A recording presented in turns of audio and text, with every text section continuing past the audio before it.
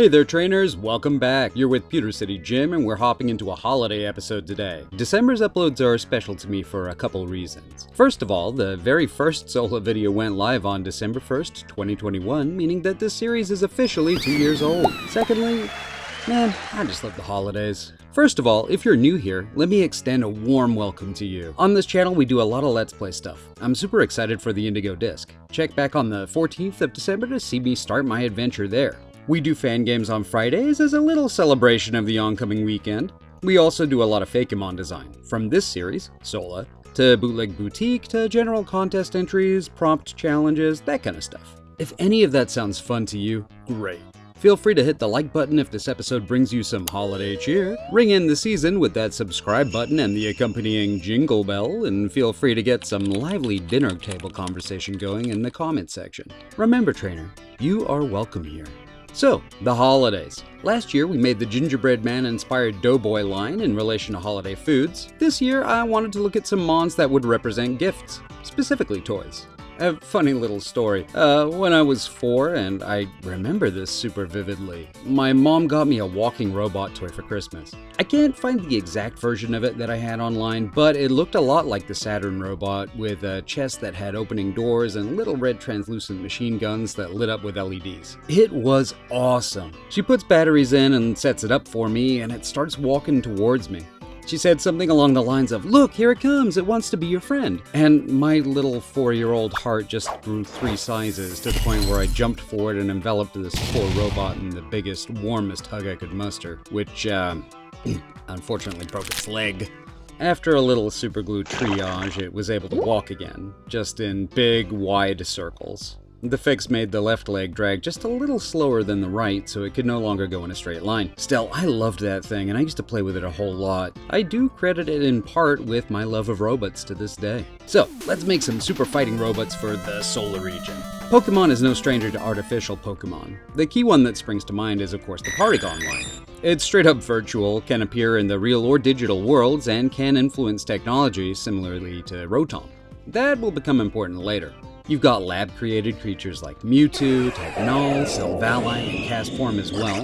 The Claydol and Golett lines are both creations made in clay before becoming sentient. And then you've got Varoom and Revaroom, which are new Pokemon created when some strange and unknown poison type infested an old engine block. This isn't a full list, of course, but a smattering of instances of a Pokemon just being created rather than just appearing naturally in the wild. These are monsters, not just wildlife. And you know, despite coming from a country where the holidays are in the middle of summer, I've become pretty accustomed to wintertime festivities. Let's go somewhere cooler to chat about these mechanical marvels. I knew I wanted to make a trio of Pokemon that you'd be given a choice from in a laboratory to the north of the region. The San Francisco, Silicon Valley, tech sector kind of area. Siliconia. There's a lot here that goes on story-wise, and we'll get to it eventually, but the main thing you need to know for this all to make sense, there's a lot more going on here than you'll get to see on your first visit. Still, you will be given the option to take one of 3 Pokemon with you upon reaching a certain point in the story. And who gives you this Pokemon? It's Troy's dad.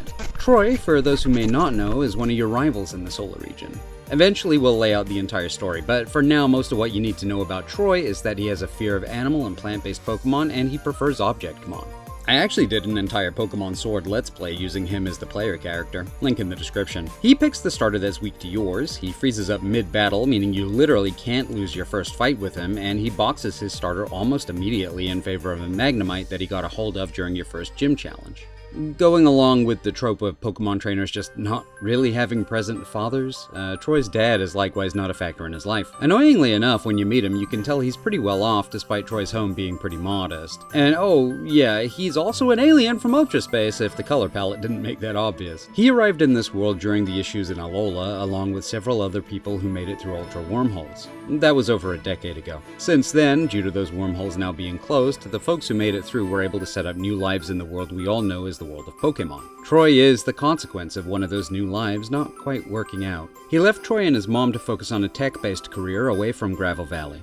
He did, however, know that Troy was afraid of non-object-based Pokemon, and so this project is something he's been working on to hopefully reconnect with Troy in some way. He wanted to be the one who presented Troy with a starter Pokemon of his own making. He used the base framework of coding that gave Porygon life, along with some specially crafted robotic bodies and a little Ultra Space know-how to build these bad boys from scratch. So I wanted to lean into 3 different kinds of toy robot during the design process. I also broadened the category a bit to focus on other types of toys that fall into a similar vein. Drones, toy vehicles, that kind of thing. Let's check out this flying guy first. This little zoomer is based on drones, toy helicopters, and insectoid robots. He's got a bit of a bug look to him, emphasized by the base colors, even if he's not going to beat a bug. I went through a bunch of different body shapes for it before settling on something that's a bit helicopter, a little bit fighter jet, and a little bit long-armed friendly helper bot. When he's not spinning the propellers on his arms, he can use the rotors like fingers to pick things up and carry them around. I've had a couple of drones myself. I crashed one in the pool, and the other one got grabbed by the wind and got blown out onto the freeway, which, it wasn't great. There were no casualties, though. Well, except my poor drone. I like to think that it never saw that truck coming. Anyway, the body's a very light blue, which I'm using to try and evoke an almost white metal. I chose blue and green for accents because they're kind of chill colors, but pretty. And here we have Compadrone, the helicopter Pokemon. Compadrone enjoys being helpful. Its large eye is always moving, on the lookout for ways it can assist its trainer with everyday tasks. It loves to fly, which can lead it to going too high for its own good. Here are your stats and moves. Being an electric flying type, you can see both types represented in the move pool. This guy is speedy with high attack. These are single-stage Mons, so the base stats are relatively high. Next up, we have a big mecha reptile-looking kind of robot. You know the type of thing I'm talking about here. Mecha Godzilla, the Red Ranger's Tyrannosaurus Zord, any number of cool robotic dinosaur or dragon toys. I wanted to create something in that same vein. This little guy has some serious treads for ground travel. It also has some neat looking energy wings that it can use to enable an extra maneuverability, though it can't fly with. It also has a large crescent moon shaped deflector on its head that would be used for generating energy attacks. It has elements of Future Paradox Pokemon in there as well, with the way the energy looks and those LED eyes and belly meant to reference Miraidon's eyes. All Future Paradox Pokemon have really similar elements, like they were made in the same factory and crafted by one design team with a sense of continuity between designs. My idea here is that maybe the tech used to bring those guys to life started here, in this lab. Colors are yellow and magenta. It has a moon and heart-shaped motifs, and those colors just worked really nicely. Here you have Heartrosaur, the dragon Pokemon. Heartrosaur will move well in almost any terrain, even if they have to go slowly. They are often seen looking up at the moon on clear nights. They love to battle and will be fierce partners for any aspiring trainer.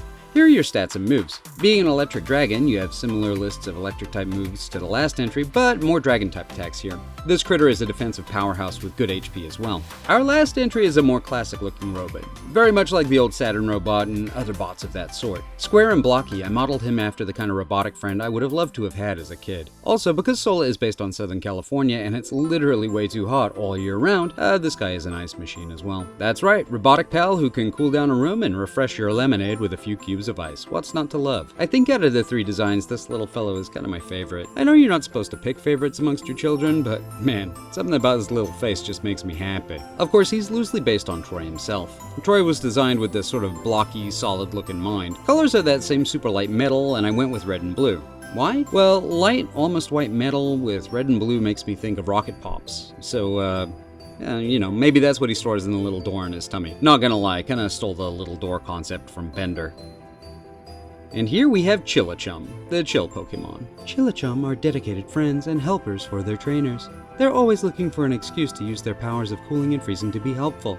They are generally happy and relaxed. Stats and moves.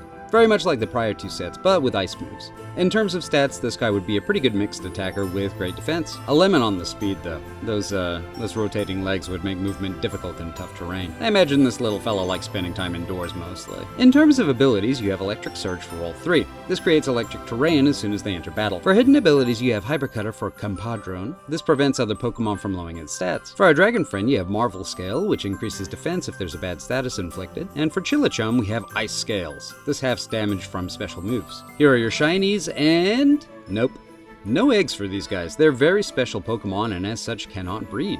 You would get them from exactly one place, Ultra Labs in the city of Siliconia. You get to pick one of the 3 and your 2 other rivals pick from the remaining options.